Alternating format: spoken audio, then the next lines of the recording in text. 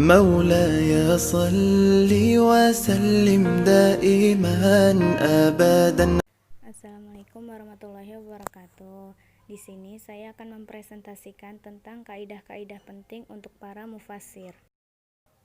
Untuk menekuni suatu bidang ilmu tertentu, perlu mengetahui dasar-dasar agar dapat mendalaminya secara baik, yaitu harus mempunyai pengetahuan yang cukup tentang disiplin ilmu lain. Oleh karena Al-Quran diturunkan dalam bahasa Arab yang jelas. Quran Surat Yusuf ayat 2. Fungsi domir atau kata ganti. Fungsi domir terbagi menjadi 3. Yang pertama, domir gaib atau kata ganti orang ketiga. Yang kedua, domir mukhatab atau kata ganti orang kedua. Yang ketiga, domir mutakalim atau kata ganti orang pertama. Isim nakiroh mempunyai beberapa fungsi, yaitu yang pertama, untuk menunjukkan satu. Yang kedua, untuk menunjukkan sejenis. Yang ketiga, untuk menunjukkan satu dan sejenis sekaligus. Yang keempat, untuk menunjukkan arti banyak dan melimpah. Yang kelima, untuk meremehkan dan merendahkan. Yang keenam, untuk menyatakan sedikit dan kecil. Isim ma'rifah. Isim ma'rifah mempunyai beberapa fungsi. Yang pertama, domir atau kata ganti. Yang kedua, isim alam atau nama. Yang ketiga, isim isyarah atau kata tunjuk. Yang keempat, isim mausul atau kata ganti penghubung. Yang kelima, ma'rifah dengan alif lam atau menunjukkan sesuatu yang diketahui. Penyebutan kata benda atau isim itu ada 2 kali. Pengulangan 2 kali sebuah isim memiliki 4 kemungkinan, yaitu yang pertama, kedua-duanya ma'rifat. Yang kedua, keduanya nakirah. Yang ketiga, pertama nakirah dan kedua ma'rifah. Yang keempat, pertama ma'rifah dan kedua nakirah. Mufrad dan jamak.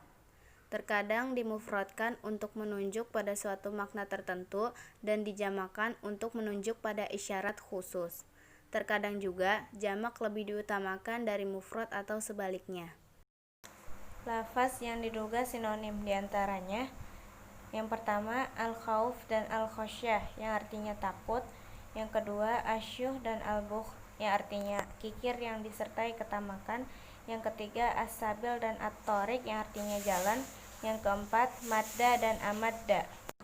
Pertanyaan dan jawaban. Pada dasarnya jawaban itu hendaklah sesuai dengan pertanyaan. Namun terkadang ia menyimpang dari apa yang dikehendaki pertanyaan itu sendiri atau bisa disebut uslub al-hakim. Terkadang sebuah jawaban lebih umum dari apa yang ditanyakan, karena memang hal itu dipandang perlu.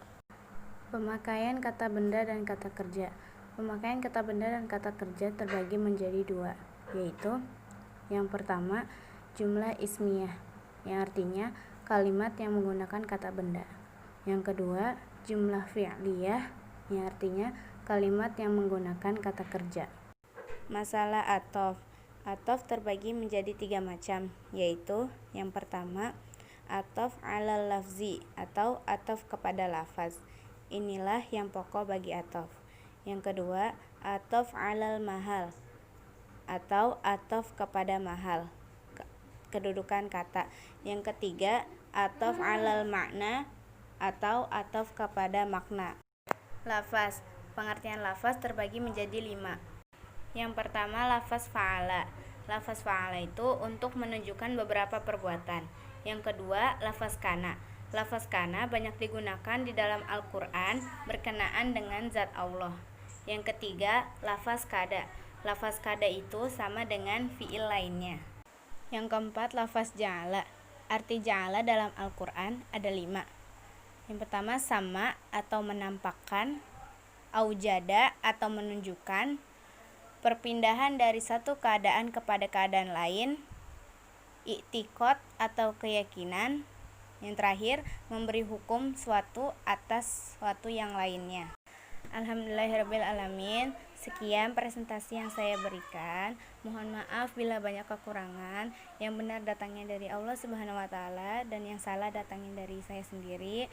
Jazakallahu khairan katsiran. Wassalamualaikum warahmatullahi wabarakatuh. على حبيبك خير الخلق